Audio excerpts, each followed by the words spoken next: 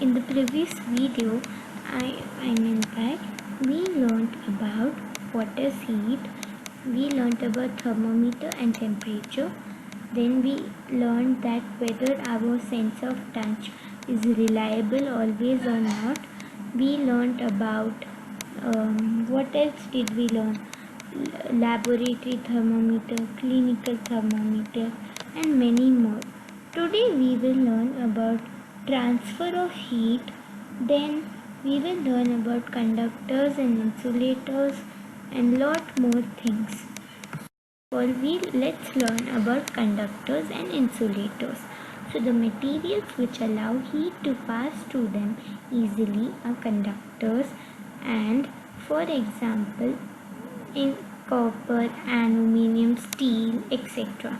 And the materials which do not allow heat to pass through it and are poor conductors of heat are called insulators, which are plastic, rubber, glass, cotton, cloth, wood, anything, So now we will learn about transfer of heat. So we all might have observed that whenever your mom or anyone is frying a pan, it becomes hot, and when it is kept on flame, it is because like the heat passes from the flame to the utensils. So when the pan is removed from the fire, it slowly cools, and the heat which is there is transferred from the pan to the surroundings. So you can understand that the heat flows from a hotter object to a cold object.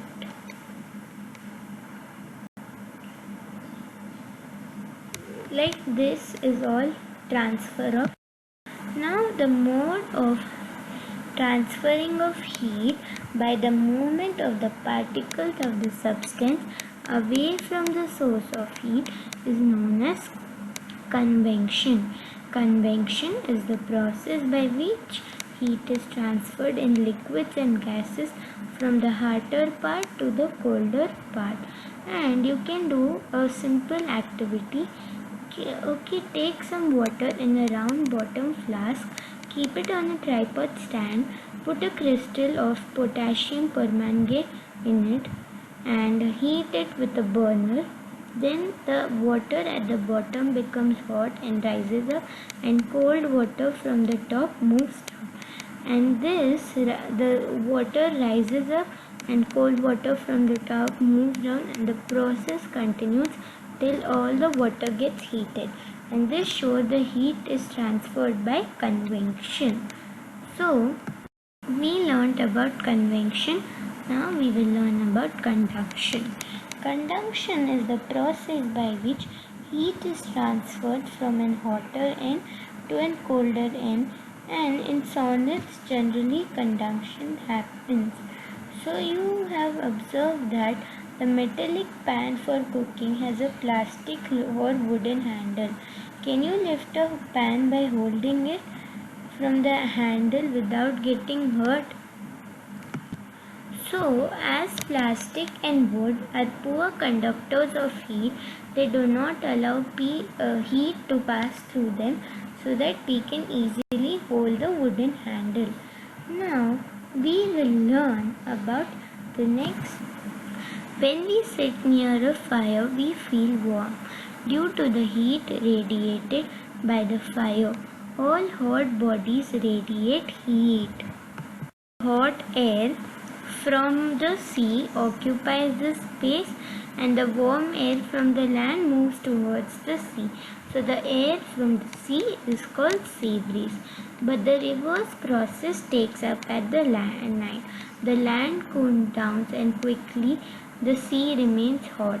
So the heat up the air over the sea expands, creates a vacuum, and it occupies the space left by land. And the land, hence the cool air from the land to the sea is known as sea breeze, land breeze. It's very simple. So in the daytime, the land is very much hot and sea is very much cool. So this land hot air just moves to the sea cold air, and the sea cold air just moves and go to the land. So just exchange. It is the reverse process in the night. I have just expanded it, but it is a very simple thing which you can remember, and I have shown you the photo before, but let's once again. See, land breeze, air moves from the land at night, and in sea breeze it moves in daytime. Now, so all of us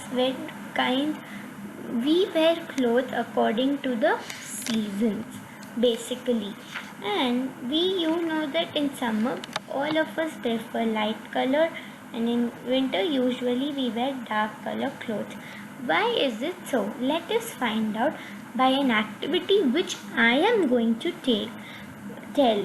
So first of all, you can take two same kind of cans and paint the outer surface of one black and the other white. Pour equal amounts of water in each and leave them in the mild midday sun for about an hour. Measure the temperature of the water in both cans. Do you find any differences in the temperature? We often use electricity and fuel like coal and wood to keep our houses warm, right? Is it possible to construct buildings that are often affected by heat and cold outside? This can be done by constructing the outer walls of the building so that they have trapped layers of air. So even here you can feel the difference even by touching the two water cans.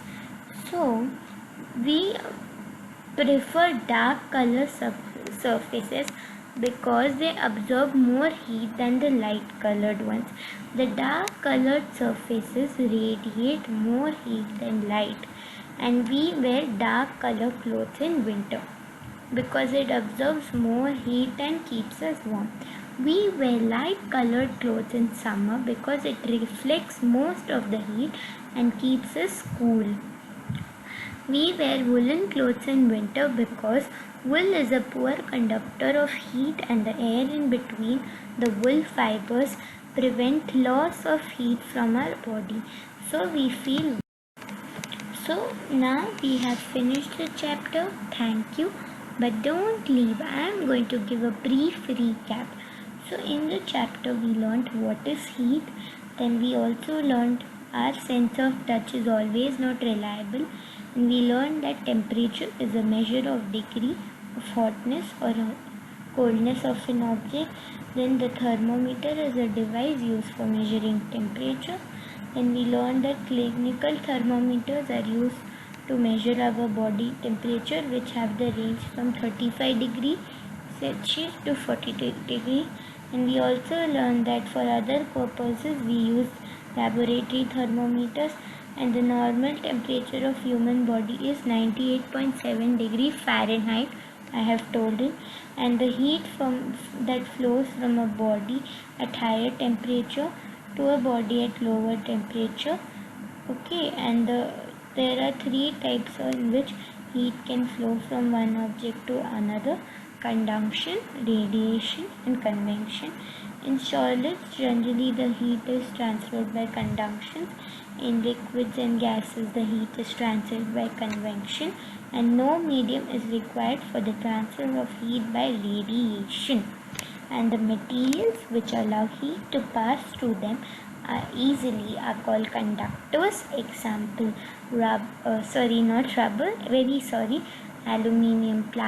aluminium, copper, steel, any metal.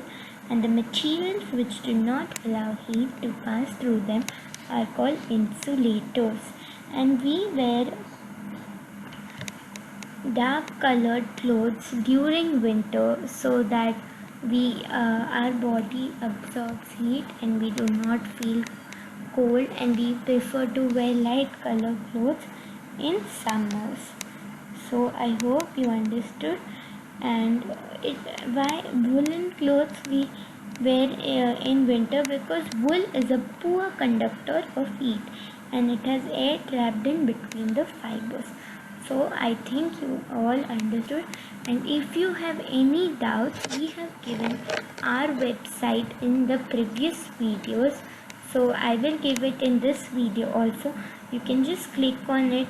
You can go for the Study Fair Science website and just ask us any doubt you want. You can freely ask us. You can ask us for chapter heat, or you can ask for chapter acids, bases and salts. You can ask for any chapter like in the science topic, okay? And till now which we have covered. Now nutrition in plants is going on, even you can ask for that. So I hope all of you understood. Thank you and bye guys.